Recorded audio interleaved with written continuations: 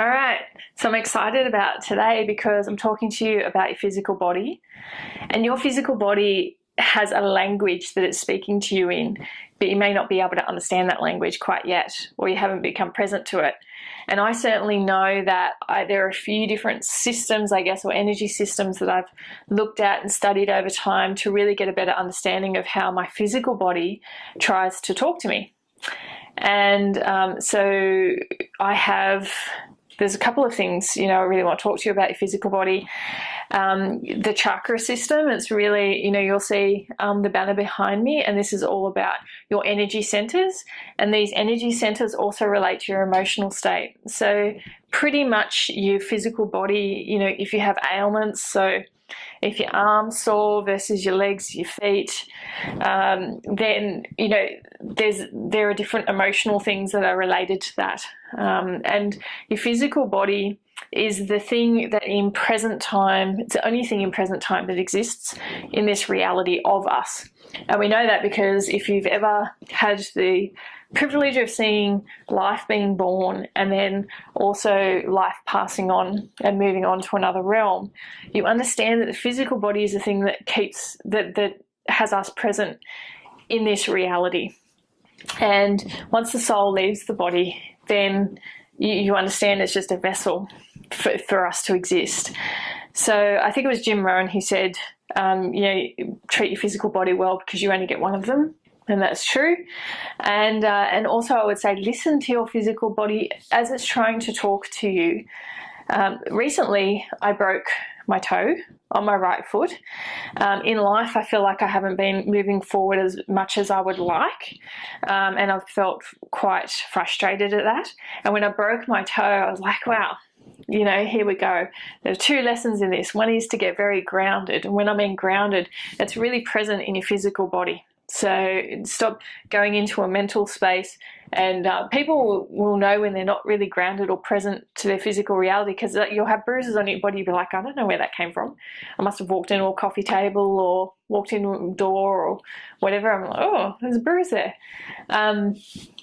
And definitely when I broke my toe, I was like, I'm not surprised, It's my right side, which is the masculine side, and it's very much around, forward movement. It's my feet, and I'd just been running and things, and I thought I was, kind of getting healthier, which was great, and then bang, that happens. And the other lesson was, Therese, get present to your surroundings. Stop living in your head, which is very much what I was doing when it happened. Yet it was teaching me a lesson. So I really look to my body to teach me lessons.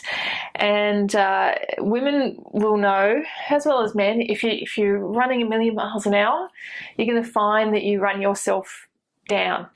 And then your body is going to say, it might be trying to tell you, you need to slow down. You need to you need to slow down. You need to slow down. And then it'll give you a cold or a bug or something that just knocks you out and wipes you out. And it's really important that we respect our bodies when we're living in this life and not take them for granted. So plenty of water, plenty of sunshine as well. The sun can really help with moods and how you're feeling. So that's really important, getting out into nature, connecting with nature, because remember, our energy body is not just in our physical body, but it extends a bit beyond. And certainly if we connect with the ocean, or your feet are flat on any ground, you start to really reconnect with it.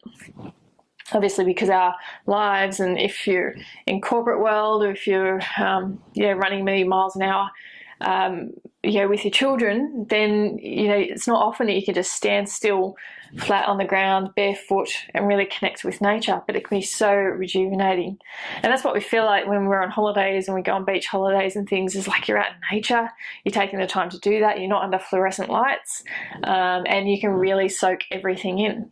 And that does help you energetically. But certainly watching what you eat, understanding the language of your body. So chakra systems is really good. Carolyn Myss, who does the sacred contracts work, Also does work around the energy centers of physical body and how that relates to your emotional state. So she's a medical intuitive. I've studied a lot of Carolyn's work. She's fantastic, really great. And medical intuitives are really an area to look into if that feels true for you, around the relationship between your energetic body and your physical body. And yeah, just getting to know, like I more and more as I've explored what my body says, how I'm feeling, and then the insight I can get from that, more and more I start to understand if I'm listening, because I'm not always listening, but more and more I can understand what my physical body is trying to tell me. You know, low back, no support, if I'm feeling constrained or tight with money. I certainly know when my physical body, when there's stress, and certainly in relation to my back. So, and a lot of people have that actually, that at times of stress and starting to feel run down, my back starts to tell me it's time to support yourself. Massage is great. Once again, yoga, stretching, those type of things. Movement is really good. But if you're heading into a manic space and if you're like, oh, I'm going to hit the gym, I'm going to run, I'm going to that can often cause injury. It's about balance. So the stretching and strength, everything, the world is all about balance. So physical body, same thing, you know, balance out your practices to get the best opportunities you can with your body. Okay, I think that's it in relation to the physical body. You can put some practices into place if you're not drinking enough water. Certainly get that H2O on the go. Start to listen and journal regarding what your body's trying to tell you with those aches and with those pains or with some ailments you might have, and explore your energy centers in relation to your physical body and the language that it speaks so that you can hear more of what's going on via your physical body, which is, I always think, almost like the last stop shop for communication with you, even with your spirits and guides, is to say, hey, time to have a look at some stuff. And the older we get, important to understand, the older that you get, the more you listen and need to listen to your body, because you're going through changes. And men as well as women would be going through physical changes the older you get. And so it's very much about listening to that and respecting and valuing your physical body as a form of self-love.